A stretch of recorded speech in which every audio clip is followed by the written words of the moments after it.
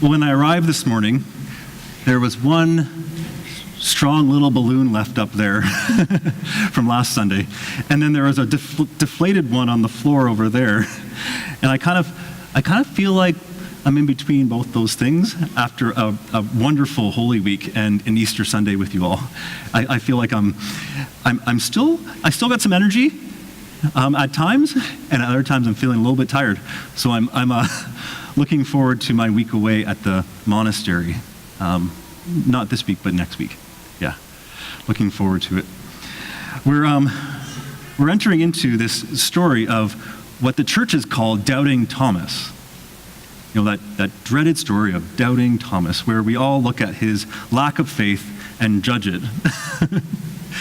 Or at least that's been the tradition of the church. And I would actually argue that I don't think this story is about doubt and belief at all. I think what we actually see in this story is something that goes beyond that space that we find ourselves in often, because it's not binary. There are times when we as human beings believe, and there are times when we doubt. And the presence of Jesus and his peace meet us wherever we find ourselves.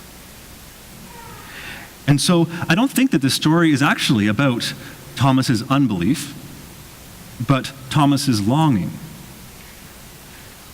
for the experience of God and God's peace that everyone else around him has had, and he hasn't. You know, when Mary Magdalene first encountered Jesus at the tomb, he had risen and revealed himself to her. Her response was, "I have seen the Lord."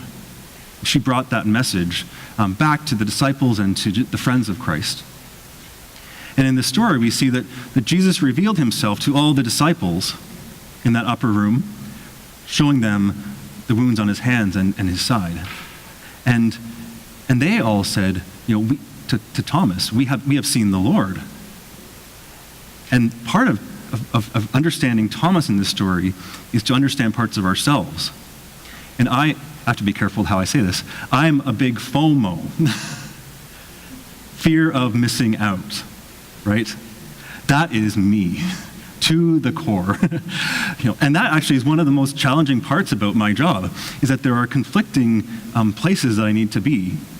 And I enter into one celebration knowing that sometimes I need to miss another. And there's a work or a healing that needs to happen with the fact that I haven't had or shared the experience of something with someone else. And I see that in Thomas here today. You know, everyone else can say, "I have seen the Lord. I've seen the risen Lord." And what he's doing in this story is saying, I want that too.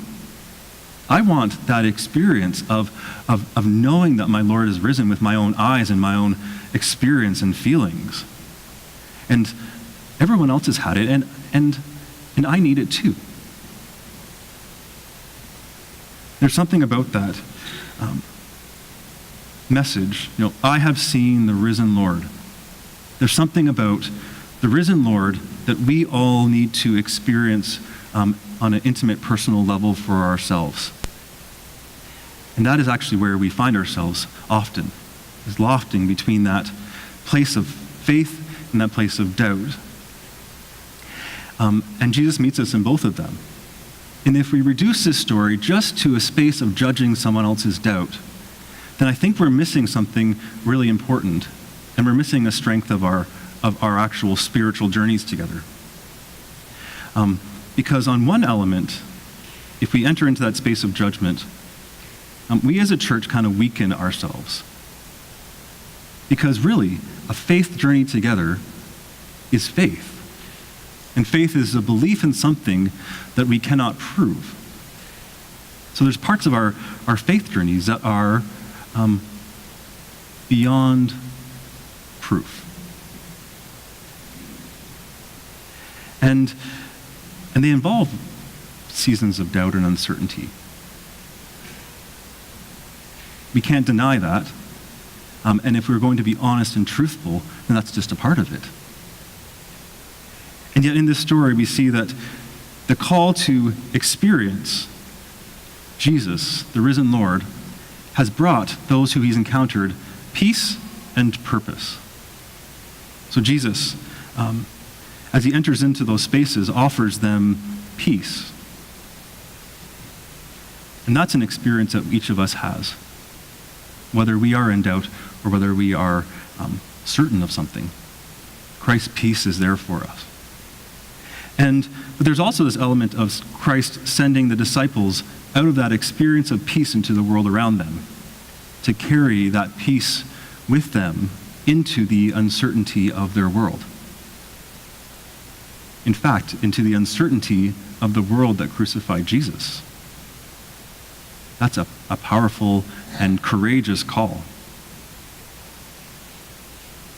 So Thomas felt left out of that experience of peace and of purpose that everyone else around him had. And in that space of feeling left out, Jesus met him, offered him that same peace and experience of knowing, and also gave him that same purpose of taking that experience of Jesus and bringing it out with us, with him and with us. You can see where I'm going with this. Because the call to Thomas and the experience that we unpack together of Thomas is our experience. And for Thomas, I think he shows great strength in that moment of naming what he needs from God. In that moment of naming what he needs from God, and in our moments of naming what we need from God, God offers us an experience and relationship of grace, where there is peace and there is purpose spoken over us.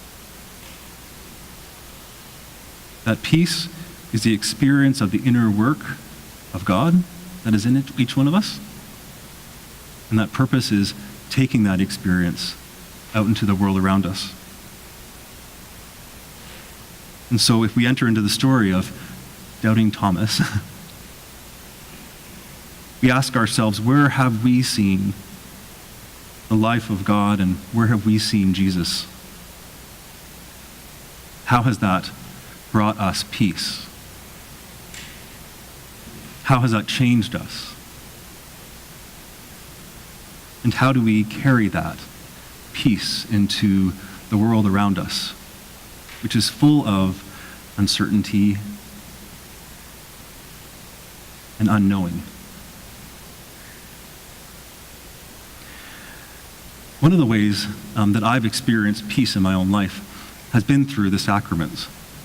One of the most important ones for me was the sacrament of baptism, which we're going to baptize Katie this morning. I'm so excited about that. Yeah. Because I have an experience of baptism similar to Katie's, in that I was an adult when I was baptized. I grew up Baptist, and so I was about 16 or 17 when I was baptized. And it was like a little more dramatic than we Anglicans, you know? When I was sitting down with the family before the service started, they're like, are we going to like dunk her, you know? and I said, we're not Baptist. We're not going to dunk Katie. Although my experience of baptism was one that brought me surprising peace. Because I have I had a fear of being the center of attention and up in front of everyone.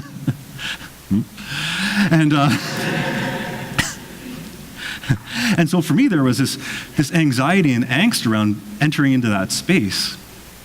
But there was something just that was so peaceful and purposeful about it.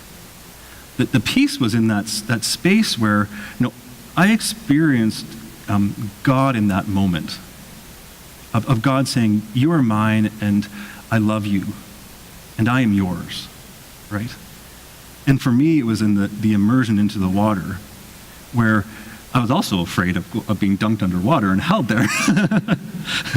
But as my pastor dunked me under the water, it was this stillness and silence that was so peaceful. And as I came up out of the water into new life, was in this experience of community where I was with everyone. Everyone was with me, and we were in God together. And there is peace and there is purpose in baptism. And we are entering into that today with Katie and with one another as we renew our baptismal vows and as we baptize her. May we know the peace and purpose of Christ in that. Amen.